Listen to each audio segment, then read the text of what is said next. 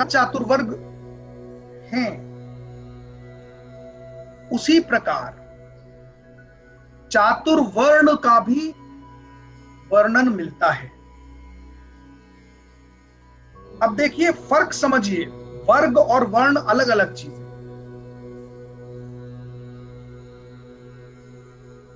वर्ण का संस्कृत में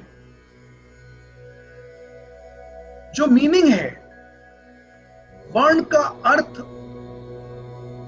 कलर भी होता है। लोग कहते हैं फला व्यक्ति गौर वर्ण का है, गोरा है,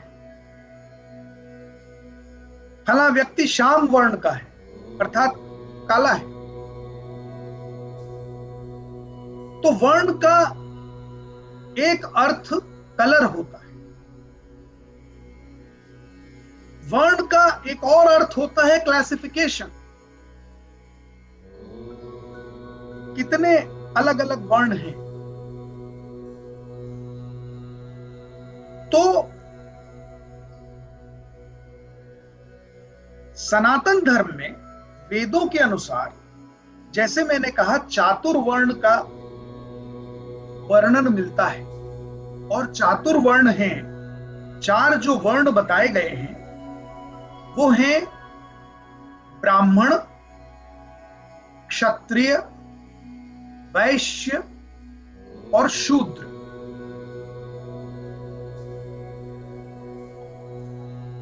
और जैसा मैंने कहा कि वर्ण का अर्थ कलर भी होता है, तो भृगु संहिता में यदि आप अध्ययन करेंगे तो भृगु संहिता में इन चारों वर्णों को कलर से भी इंडिकेट किया है। ये जो मैंने बताया कि चार वर्ण के चार कलर होते हैं, तो ब्राह्मण को भृगु संहिता में श्वेत रंग से इंडिकेट किया गया है। ब्राह्मण यानी श्वेत, सफेद, उज्ज्वल, धवल। क्षत्रिय is indicated by red colour, लाल।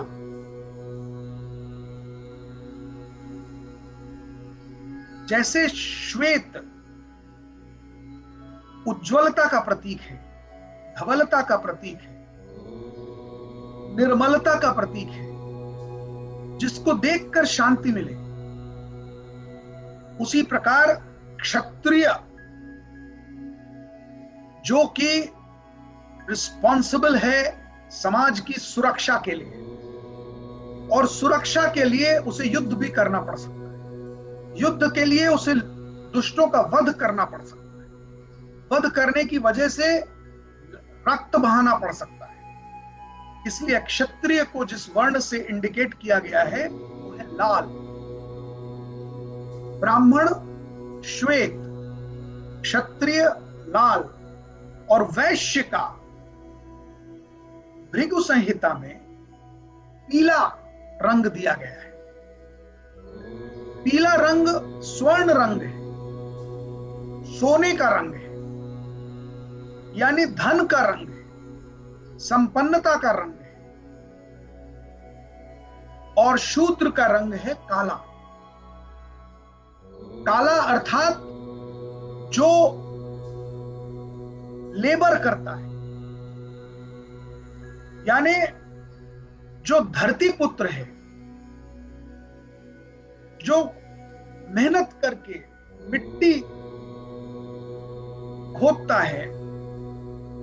इस धरती से संबंधित जितने लेबोरियस वर्क हैं जो व्यक्ति करता है, वो शारीरिक रूप से उस पर धूल मट्टी चढ़ती है, इसलिए उसका कलर काला है। काला कलर डज नॉट मीन ये कोई गंदा कलर है या किसी प्रकार की कोई इससे दूरी बनाए रखने की। काला कलर भगवान श्री कृष्ण का कलर है, काला कलर शनि का कलर है। तो काला कोई घृणित कलर नहीं है। कोई ऐसा रंग नहीं है जो कि जिसे घृणित माना जाए या दूर रखने के जैसा माना जाए। ये सब कालांतर में इस तरह की प्रकार आ गए।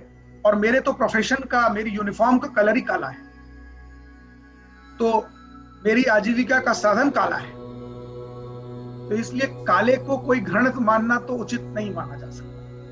लोगों के मन में यह है कि भाई शूद्रों को काला कलर दे दिया, तो इससे कोई ऐसा नहीं है कि कोई डिमीन कर दिया या उसको कोई, बल्कि कहा जाता है सर्वश्रेष्ठ कलर काला इसलिए माना जाता है कि काली कांवरी पे चढ़े न दूजो रंग, यानी जो काला है उसके ऊपर कुछ अफेक्ट नहीं कर सकता। तो सबसे पहले तो ये मिसकंसेप्शन हटा दीजिए, काला कलर है तो इन्होंने शूद्रों के साथ कोई नाइंसाफी की, ऐसा बिल्कुल नहीं। तो मैं रिपीट करता हूं, 4 वर्ण जो भृगु संहिता में रंग से इंडिकेट किए गए हैं, ब्राह्मण श्वेत, क्षत्रिय लाल, वैश्य पीला और शूद्र काला। अब देखिए, यहां पर यह भी समझने की जरूरत है कि जो हमारे वेदों में ये चातुर्वर्ण दिए गए, इनके संबंध में वर्तमान में सबसे ज्यादा भ्रम की स्थिति है। इतनी पॉलिटिकली वॉलेटाइल ये थॉट है, ये मटेरियल है कि ये समाज को डिवाइड करने का काम किया है चातुर्वर्ण ने। और चातुर्वर्ण श्वेत, कोई पूछ रहा है श्वेत का मतलब क्या? श्वेत का मतलब सफेद होता है। तो चातुर्वर्ण in the current scenario is a politically quite debatable point, and it's a kind of political dynamite.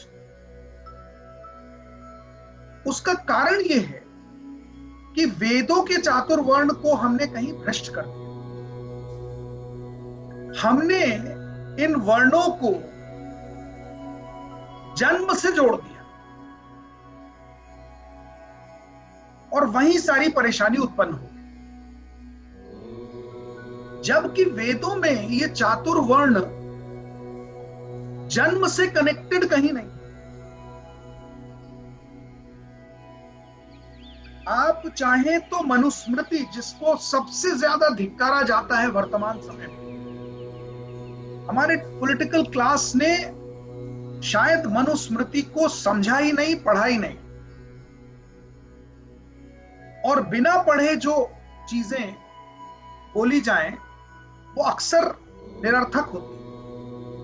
और मात्र पढ़ना यानी अध्ययन करना नहीं होता, उसको समझना भी जरूरी है। तो मनुस्मृति से लेकर भगवत गीता तक यदि आप देखें तो चातुर्वर्ण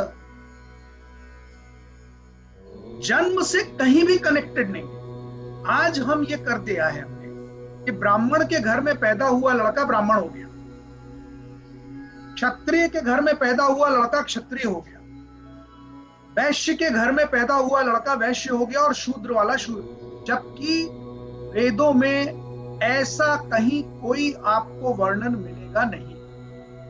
यहां तक कि भगवत गीता का यदि आप अध्ययन करेंगे तो मैं आपको प्रमाण के साथ कहता हूं, अध्याय 13 में जाइए भगवत गीता में, अध्याय 4 में 13वां श्लोक देखिए। अध्याय 4 का 13वां श्लोक चातुर्वर्ण के बारे में भगवान श्री कृष्ण स्वयं अर्जुन को बता रहे हैं कि चातुर्वर्णम मया सृष्टि, चातुर्वर्णम मया सृष्टिम गुण कर्म विभागस्य तस्य, चातुर्वर्णम मया सृष्टिम गुण कर्म विभागस्य तस्य। ये जो श्लोक है, कर्तरम अपि माम विधि अकर्ताम अव्यव्यम, यानी कि ये जो चातुर्वर्ण है इस माया सृष्टि में, इस पूरी सृष्टि में गुण और धर्म और कर्म के आधार पर मैंने ही तय किए हैं। अब आप ये समझिए कि कहा जाता है भगवत गीता उपनिषदों का निचोड़ है। सर्वोपनिषदो गावो गोप्ता गोपाल नंदनम वत्स पार्थ सुधीर भोक्ता दुग्धम गीतामृतम अहम। उपनिषदों का को यदि गाय मान लिया जाए, सर्वोपनिषदो गावो अर्थात सारे उपनिषद अगर गाय के रूप में हैं, तो उग्धा गोपाल नंदनम भगवान श्री कृष्ण उसके दूध को दोहने वाले हैं, उस गाय को दोहने वाले हैं। वत्स पार्थ सुधीर भोक्ता और अर्जुन उस दूध को प्राप्त करने वाला है। वत्स पार्थ सुधीर भोक्ता दुग्धम गीतामृतम अहम। और वो जो दूध है वो अमृत रूपी दूध ही गीता है। और उस भगवत गीता में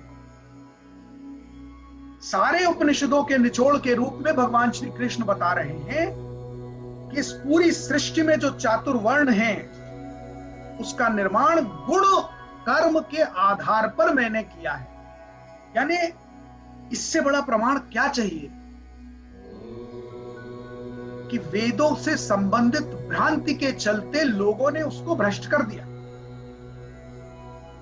चातुर्वर्ण को जन्म से कनेक्ट कर दिया।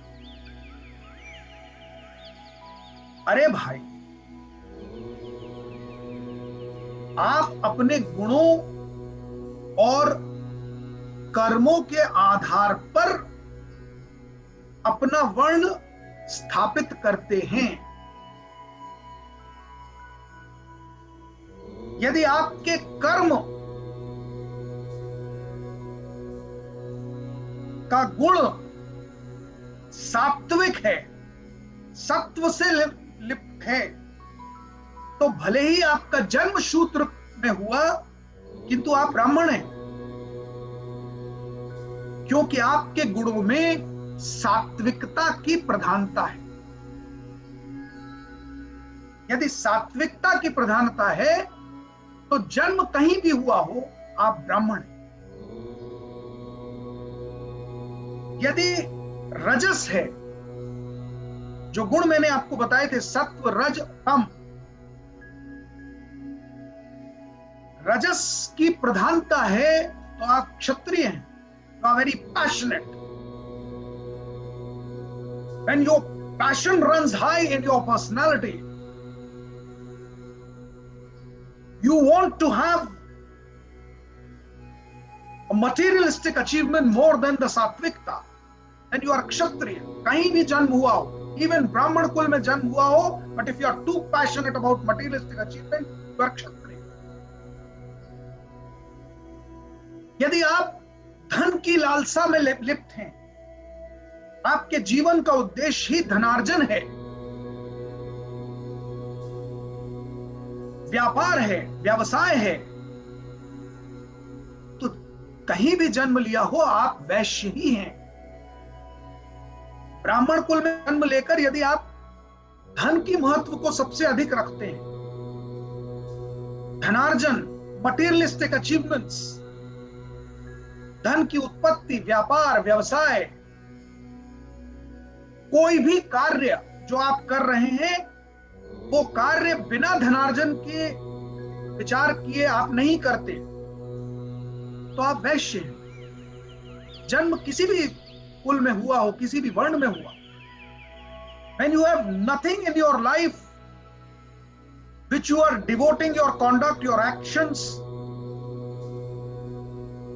for free, when you are not aiming for returns, then you are Brahman. But when you are putting value to every action of yours, you want to earn money out of every act which you do, You have no exception. When you are Vaishya, even when you are born as a Brahman, in a Brahman family, you are no more a Brahmin.